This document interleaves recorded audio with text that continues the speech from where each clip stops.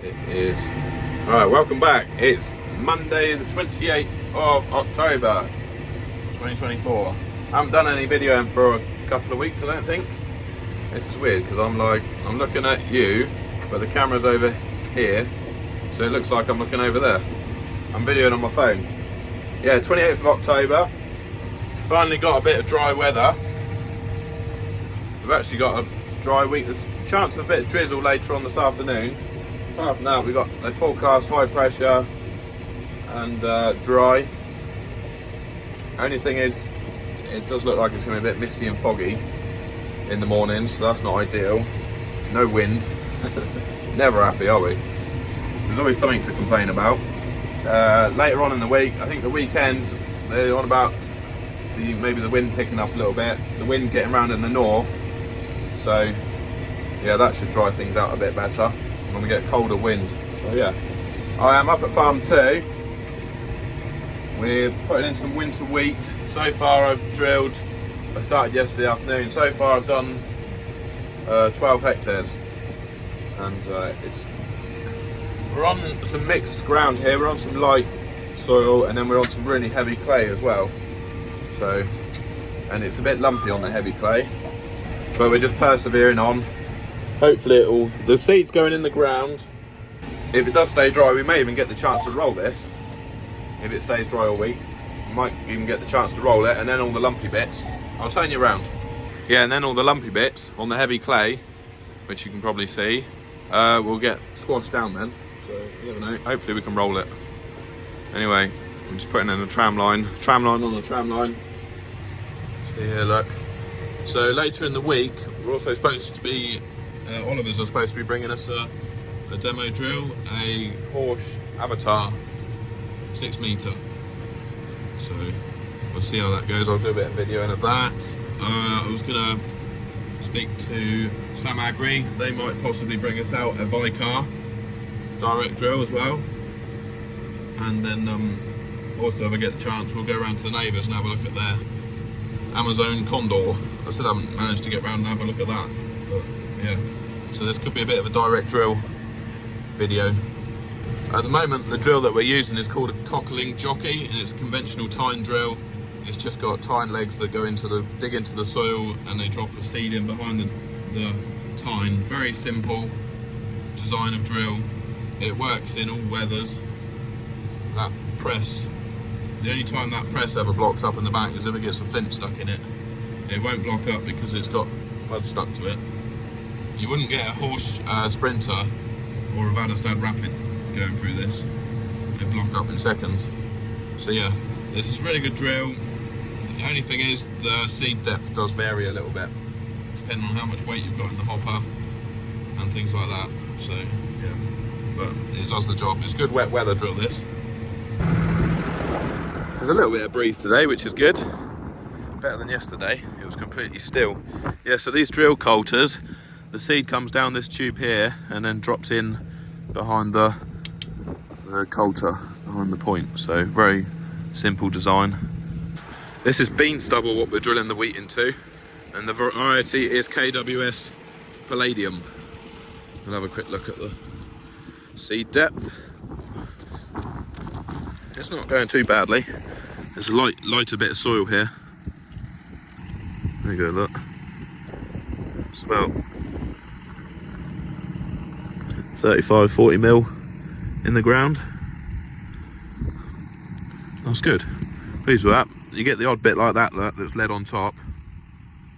Turn that over. Bury the seed. But yeah, we're putting it on at, I think, 400 seeds per square metre, so quite a high seed rate to allow for the ones that are left on top. Any questions, stick them in the comments below. Yes, I have moved my screen. I had it here, didn't I? I've moved it up there, so it's quite good. It's just that when I had it here, it kept bashing on the indicators and things like that, so on the windscreen wiper stalk. So I'll put it up there. And if you're wondering why I've got this piece of perspex on the back window, it's because this drill likes to throw stones at me. So we've in the last few years we've broken 2 back windows, so now I have to put this piece of perspex on to protect the back window, because back windows are very expensive. Drill down. Right, it's Thursday afternoon. It's just getting dark early. I am at Farm 3. My arm's aching already. Farm 3, I finished drilling at Farm 2, which is good on that heavy clay. It's a bit lumpy, but hopefully it will grow. Anyway, yes, I'm back drilling wheat at Farm 3. This is bean stubble, and yeah, it's going really well. It's much nicer soil. It's dried out. I haven't been drilling all week. I got rained off Monday, just after you saw me last. We ended up getting loads of drizzle, so I stopped. The mornings have been very damp and foggy, so we haven't been drilling in the mornings, just the afternoon. So yeah, tomorrow morning, Oliver's are bringing out the Horche Avatar in the morning, so we're going to have a go with that. So hopefully next time you see me, I should be using that. I think they're going to bring a tractor to use it on, so we don't have to mess around putting it on this tractor. So I'm not sure what it'll be, but we shall see. And yeah, right, I should be out here for a few hours this evening. I was out till nearly midnight last night trying to get done up at Farm 2, so I knew it was going to be really damp and foggy this morning. And yeah, the fog actually came in last night whilst I was still drilling. But right, hopefully it won't be foggy tomorrow morning, and we'll have a go with this demo drill. Noticed I've taken the back window guard off. There's not so many stones in this soil down here, so we're safe to drill without the back window guard, and we can see out the back much clearer. It's going well. Doing a really nice job.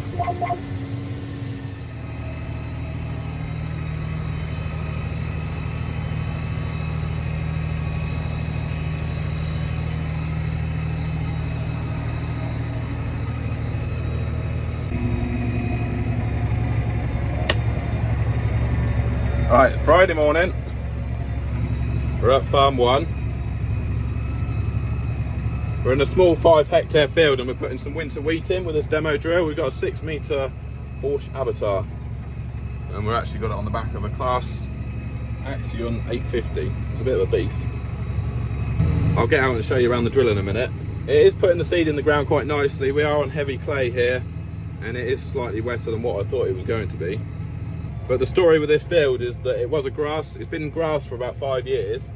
It got thin. We wanted to reseed it. And Simon's got a seeder unit on the subsoiler. So back in the summer, I sprayed it off. He tried reseeding it, and it actually failed because the wireworm ate all the seeds. A bit grew around the headlands, but most of it failed. So now what we've actually done is we got some wheat seeds with some seed dressing on it that will kill the wireworm.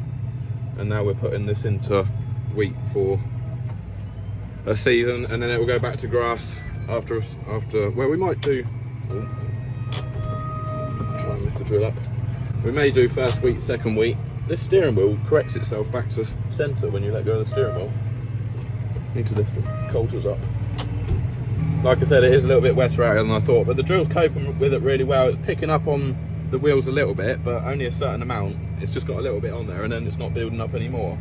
We're going to go and try it on some ex-bean stubble in a minute. We'll go and put some wheat in down there and try it on a couple of different seed beds.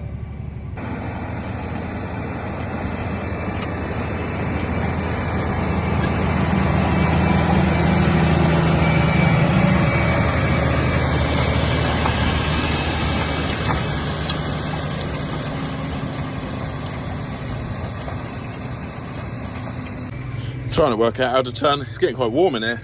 There's a lot of buttons here, isn't there? It's CVT transmission, so like the John Deere. It's a smaller cab than the John Deere. I'll press this up here. There we go. Put some air conditioning on. Set that to 15. Aircon. Yeah. Oh, we'll just put that to auto. Got cruise control on this joystick. It's much the same as the joystick on the John Deere. Does all the same thing.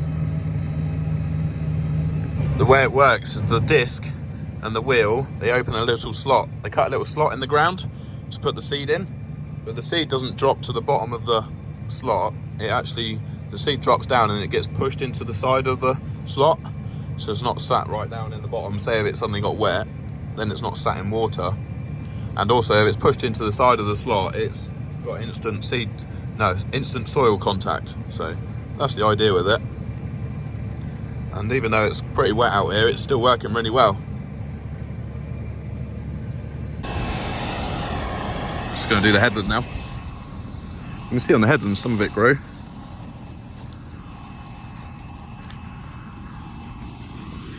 See if we can find the seed. Just finishing the headland now. It's going well. I mean, it wants some dry weather really. You wouldn't want to go and get an inch of rain tomorrow, because it would be a right mess. The forecast is quite good though for November, the beginning of November. So yeah, hopefully it will get germinated and get growing and start coming up before we actually get any more rain, and then it'll be fine.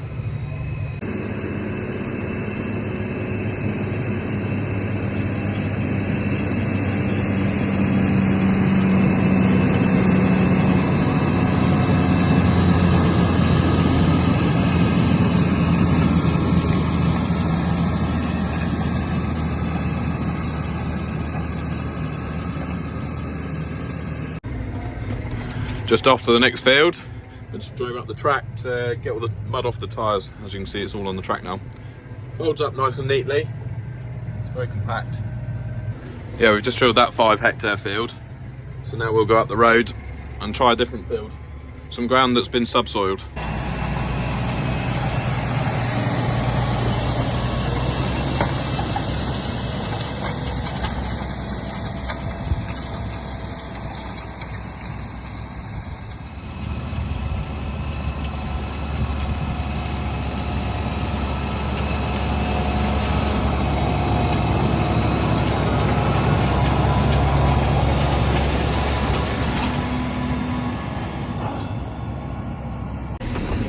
Put it in park. We're just on the second field. We've actually just run out of seed, so I'll probably finish this field off with the jockey. I'll just quickly show you what sort of job it's doing. It's a nice bit of soil down here. It's been freshly subsoiled with the heaver. Seeds in there, look.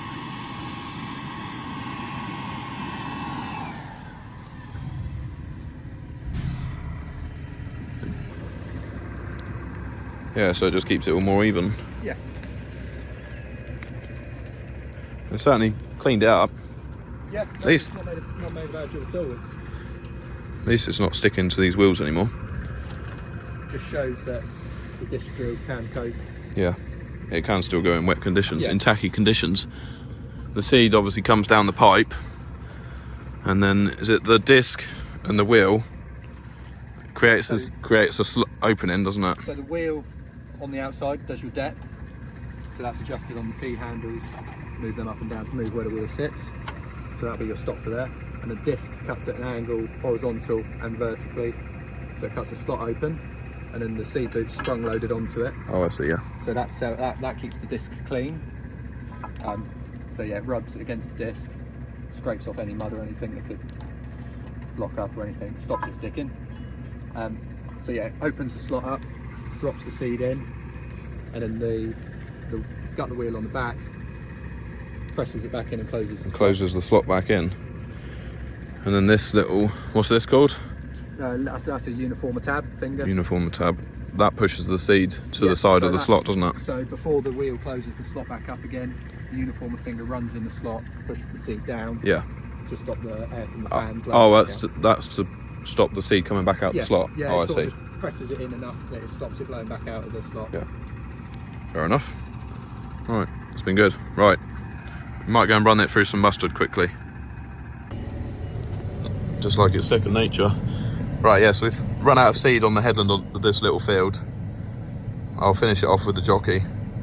We're going to run back to the farm now and just run it through the mustard. Do a few turns through the mustard, just see how that flows through.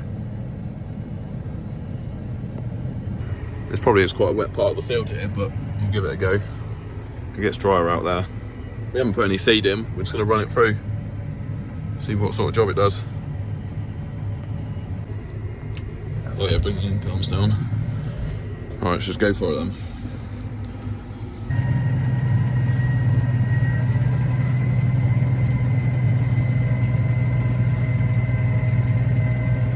I don't think our jockey would go through this, would it? I think it might block up in a matter of seconds. We only need to drive down the field once, don't we, just to see what it's going to do. Obviously, once it's sprayed off, you'd see more of a difference because it'd be dead, so you'd be shopping for it a bit nicer. Yeah, that's true. Yeah, but I'd probably spray it off and then just drill it a couple of days later, so it wouldn't actually get any time to die off. Or do you mean with the jockey? If we were going to drill this with the jockey, we'd have to spray it off and leave it 2 or 3 weeks to die off before we could actually drill it.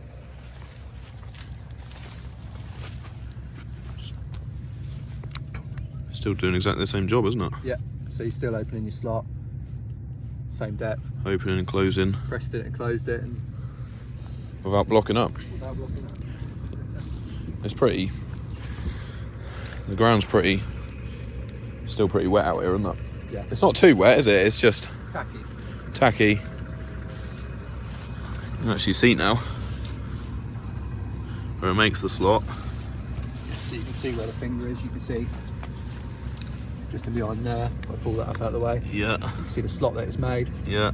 Then this finger's just running behind, just That's consolidating just keeping the seed in the slot, and then this wheel is coming in at an angle, like you see there, just pushing in on the side to close the slot back up. That's good. Right, that's great. Show the metering.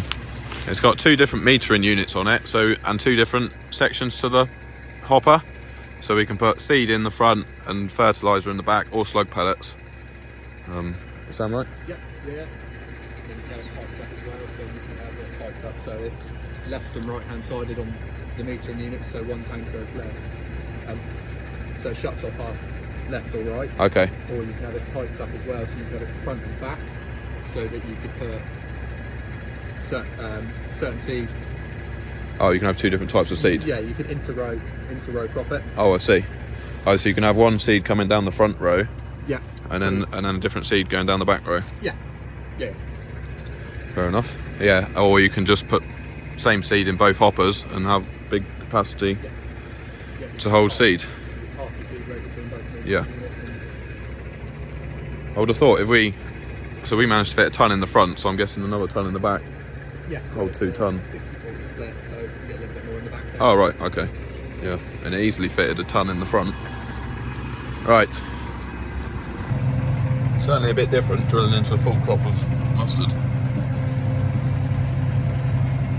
Not your normal seed bed.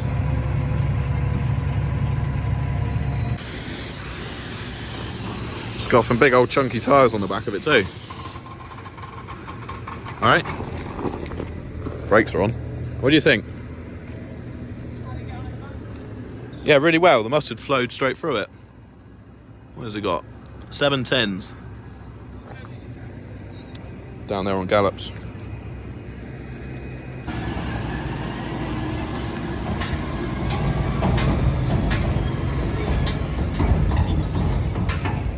Hello, here we go. I'm glad to be back in the John Deere. Love a John Deere. Have you seen that matey on TikTok where he's like, is it a John Deere? I love a John Deere. And then he's like, no, it's a Fed. They're like red wheels. Yeah, so we're back with the John Deere and the jockey drill. Out putting more wheat in, up at Farm 3. There's a lot of blackgrass up here. No, this was spring oats, this stubble. Can't see any oat volunteers, but all that green stuff that I've sprayed off is blackgrass. So hopefully we've killed it all, and no more will germinate. So yeah, so I really liked the horse drill. It was really good. It was doing a good job, especially considering it was almost too wet to be out there. And yeah, we wouldn't have actually gone out there if it was any wetter, but the drill still managed to do a reasonably good job, so that's good. We were pleased with that. The only thing I wasn't quite so keen on the drill was the up and down controls. You had to push up and down on a spool manually. So for for the seed discs, what go lift up and down. To put them down, you had to push your blue spool down, watch the gauge, the pressure gauge on the drill until it pressurised to the right point, and then put it into float. Those of you that are familiar with Horsch drills, the Avatar drill, you'll know exactly what I'm talking about. So yeah, you have to push it down until it pressurised and then put the spool into float. So obviously that's quite a long-winded way of putting the drill in the ground, whereas with this, it's on a timer. You click it once, it goes down, you click it a second time and it comes up, so which is much more simple. And it might not sound much, but obviously when in a day when you're lifting up that drill, I don't know, like 1,000 times, it's quite a lot. You actually spend quite a lot of your time concentrating on putting it in float and things like that. There may well be a way around it. Those of you that are familiar with Horche Avatar may write in the comments saying that you can get around that, to put it on a timer and what have you, and it might work, but I don't know. Either way, I really like the Horche Avatar. I thought it was a really good drill. Yeah, and it was a good demo as well. Thank you for the guys from Oliver's for bringing it out and doing a really good demo. Spending quite a lot of time with us. So yeah, let us do a couple of different fields. So that's great. I will, hopefully next week, as long as it stays dry, we will have the Vicar Dynamic DC on demo. As long as it stays dry next week. So, and then I'll see if I can stitch that onto the end of this video, and then you get to see a full comparison. We've made use of a cattle feed trailer. Laura's just brought some seed up to the field for me. I stuck 2 bags in it earlier, hoping that I'd be able to get her to bring it up to the field, because the drill is empty. Should work quite well. I want a twin axle one really, because that single axle will be a bit bouncy down the track, I would have thought. There she goes. At least they can't tip over when they're in there.